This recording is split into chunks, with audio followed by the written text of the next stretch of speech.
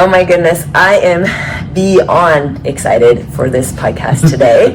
We have a super special guest, Lisa Wimberger of the Neuro-Sculpting Institute. Lisa, I heard about you years ago. We've only had relations really through Zoom and texting. I had the privilege of doing a little bit of work with you. Yeah. I'm hoping to make some recordings for men.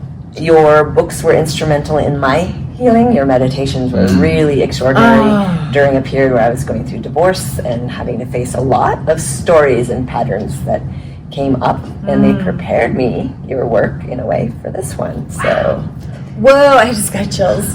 Super grateful to have you. So tell us a little bit about yourself, how all this happened. What is neurosculpting, and who are you? Well, first though, how amazing to have built relationships with both of you virtually, and then eventually get to be in person. It's such a weird world we live in.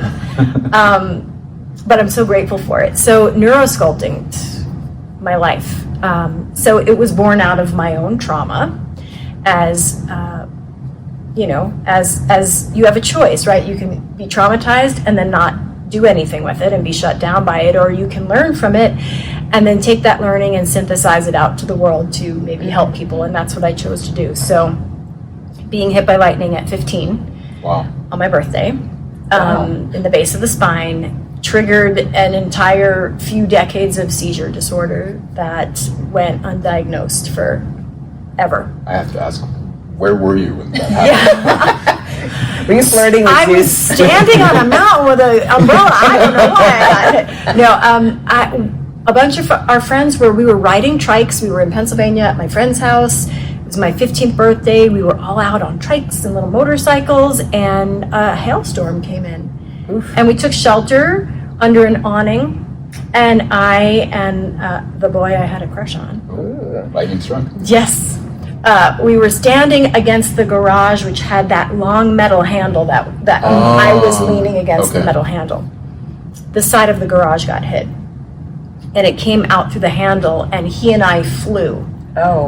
Just probably 4 or 5 feet. I landed face first in the dirt, had no idea what happened, thought he hit me, and was very surprised. And then a bunch of the friends, they were staring at us with mouths open, saying, "You got hit by lightning, you flew through the air." Whoa. I did not lose consciousness. Oh my gosh. Were clothes burned or anything? Clothes were not burned, but my back was extremely sore. Did you get wet? I was wet from the rain, which, note to self, wet socks, lightning, metal, not a good bad combo. But by the time we got back to the house, I already started thinking it didn't really happen. I was conscious, he was conscious, and no one believed us. And a couple days later, I started having seizures. Wow. They were fairly mild in the first year. They were blackouts, but I could recuperate pretty quickly. But later I found out lots of concussive brain signature in my cortex that I never knew I had until about a month ago. Oh, wow. Yeah. You're still discovering. Still discovering things. So, but I would knock down the bathroom door with my head because I would go out like a ton of bricks, or I would end up with black eyes. I'd wake up and I'd be on the floor with black eyes from hitting things on the way down. They got really bad. They were vasovagal seizures, meaning non-epileptic. So my vagus nerve was not conditioned.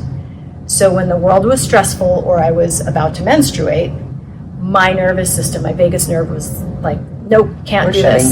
Shutting down. Was it hard for doctors to understand? They had no idea. Okay. So how did you figure it out? Yeah, this is a great story. You're going to love this. I was in a gyno exam. Oh gosh. This is perfect for everything you both do. Welcome to the I swear Body Lounge. I wasn't paid to tell you this story. So I was in a gyno exam. I was probably 31. Okay. So now I've been having seizures since I was 15. Okay. So 16 years. Yes. Wow. And they were I couldn't understand why I couldn't recalibrate from them as I was in my late 20s to early 30s. And I was in the gyno exam, and all I remember was my knees, which interestingly, I have my knees showing today. Hey. My knees and the little robe and the doctor, his little white hair, and I said, I think I'm gonna pass out.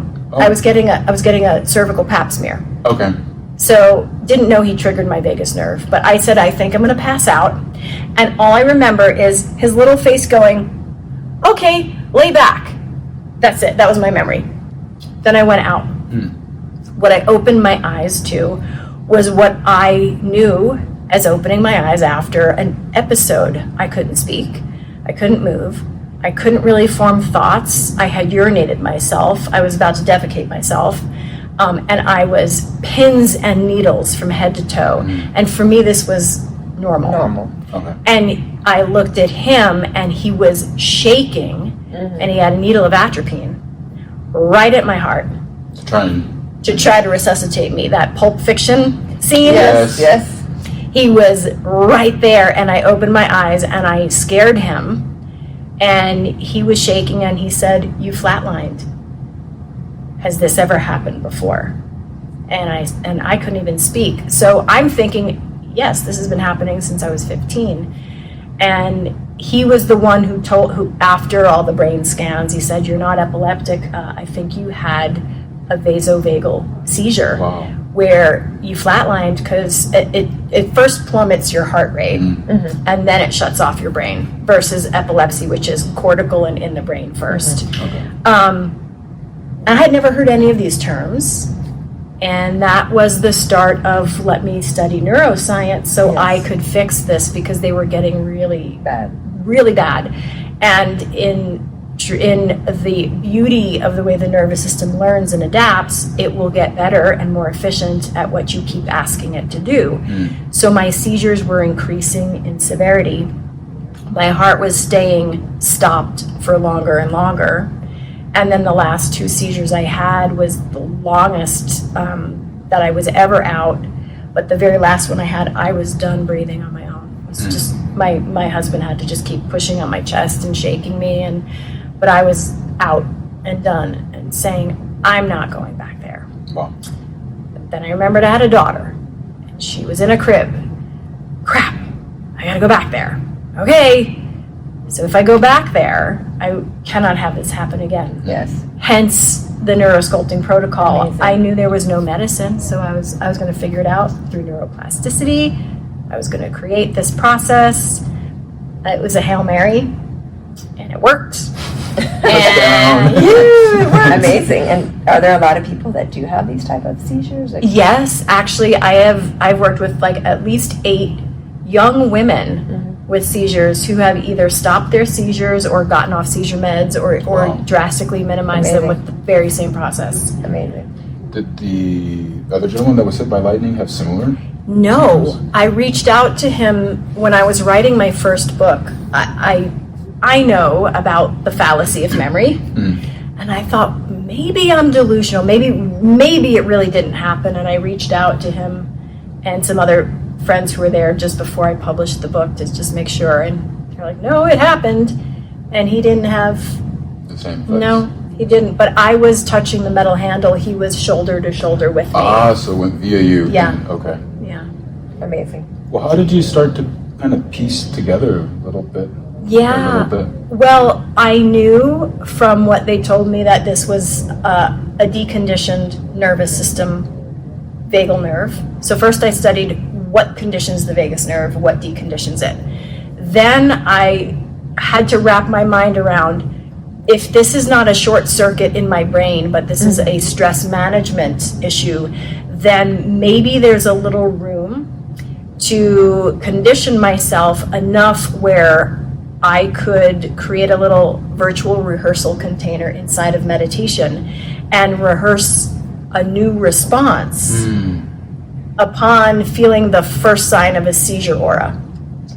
I really love that, and I love it because it's inspiring how I've used your work, but it also ties into what I want to talk about today, which is how so many of us in intimate settings or relational settings or even self-pleasuring settings, we have a lot of reactions and patterns and things that really inhibit pleasure, inhibit the body. And the fact that you could possibly retrain and practice a different scenario so that you actually could learn to move toward a kind of intimacy that you crave but can't yet experience, is why I really want to have this conversation today. I mean, you absolutely can retrain almost anything to some degree.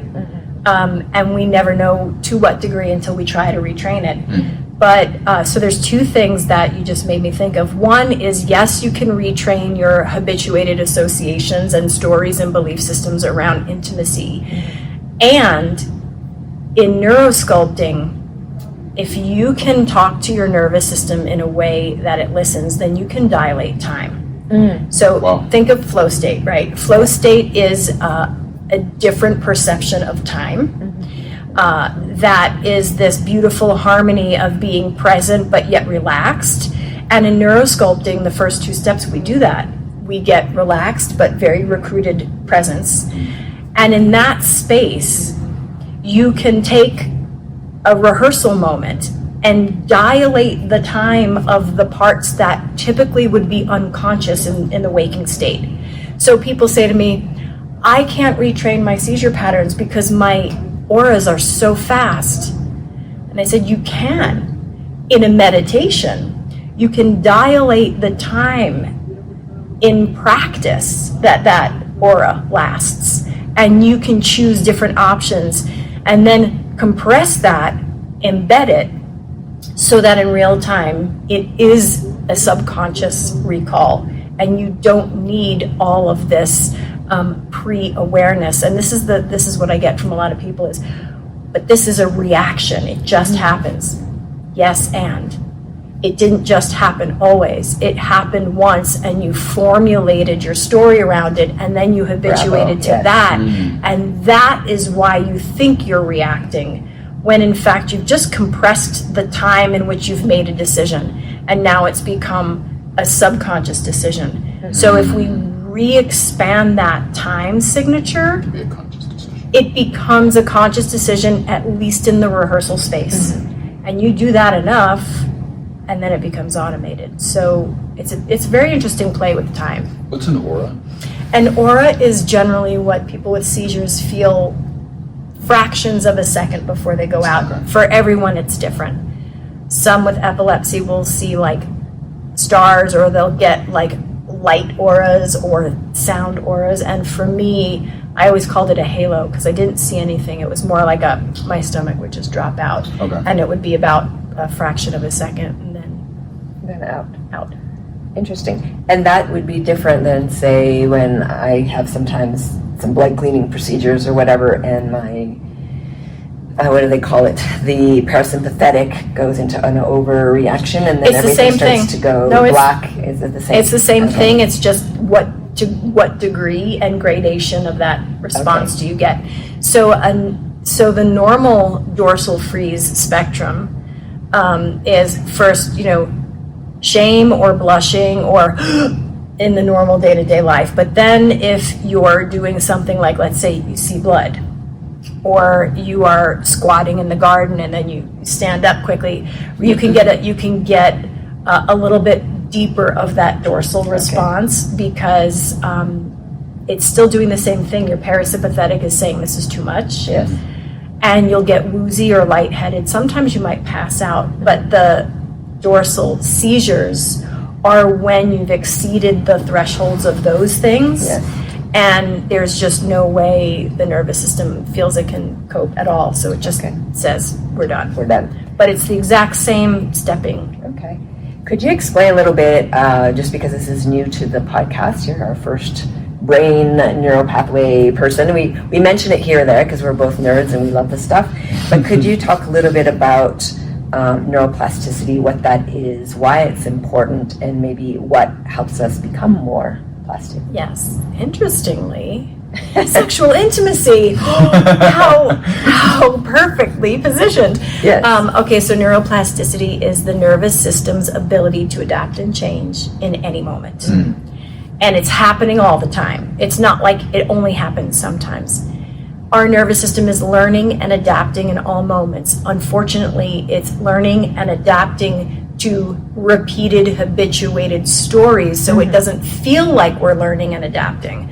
We're actually learning and adapting and getting better at all of the ways that we've always done X, Y, and Z. Okay. Which can be good if you're wanting to just go through everyday life. Yes. But if you've done it in some way Yes. that doesn't help, then it's not so good. It can be great if you're an athlete and Exactly. you want to get better at running. Yeah. You layer that on to all the things you know about running. Mm-hmm. It can be really bad if what you're relearning in each moment is your stress response, your trauma response. So what we get to do with this state of learning is we get to first identify it, make it conscious, and then decide what we want to point this energy towards. It's a set of conditions in the nervous system. It's a set of brain conditions, it's a set of body conditions, and there are very clean, clear, simple triggers that you can use to make it explicit and conscious so that you can point it at anything you want to learn. So it's just how we learn to do everything in life. And neurosculpting just really articulates the natural process of learning, making it really user-friendly. So would you say, like say with someone who's had some sexual abuse or trauma, and then the story gets set in, and then they can only kind of recognize that which is a match to that story, so then they re-imprint or re-trigger over and over again, that actually can also be rewritten if a person so chooses to have a reclamation of that? Yes, over the last 20 years, I've seen that happen countless times. Countless times. So no, I don't want to minimize anyone's sexual trauma. I too have a whole survival story around that, so I'm not minimizing it. But what I will say is it is doing a disservice to yourself and your healing to believe you can't rewrite it. Yeah. You can keep the importance of the event. You can choose to forgive or not forgive whoever, whatever. But this is your body, your life, and your governance. And if you don't want to believe that can change, then you're likely going to habituate more and more. And it doesn't mean you're wrong or broken. It just means you haven't really been taught the specific protocols, but you absolutely can. Yeah, that's what I have noticed with my work as well. And what excited me about your work is some of the old, more Taoist meditations are very neurosculpting-like. You go in and you look at an organ and you have an adventure within, and you're using kind of new ideas here and there, or sounds or light or textures. And then actually once you make contact with the area that's painful or not so nice, then eventually you use a smiling kind of presence and you transform that space. So I thought that it was really interesting that people thousands of years ago were meditating like this, and then here we are with the ability to measure things and look at things. Yeah, that is exactly what we do in neurosculpting versus the TM kind of experience, not to just point out TM meditation, but transcendental meditation. But the what a lot of people consider meditation is like that no thought relaxation space, and that is not necessarily a neuroplasticity space. That's a relaxation space. Different tools, different animals, different outcomes. So that's kind of the first step of your neuroplasticity, Yes. getting into the relaxation. Yes. We're about to switch into the explicit part of the podcast, but before we do that, I just wanted to kind of name, I don't know, just the hope that we can have for all of us listening, that the way that you relate, the way you experience pleasure, the way that you may not experience pleasure, pain in the body, discomfort in the body. Waking up numbness. Part of that is, I think, the body inviting us into a deeper intimacy, and I find that your tools, your sculpting tools, are like a really great, easy way to become intimate without making it woo-woo and weird or scary because you go at your own pace. Correct. Yeah, I would say so.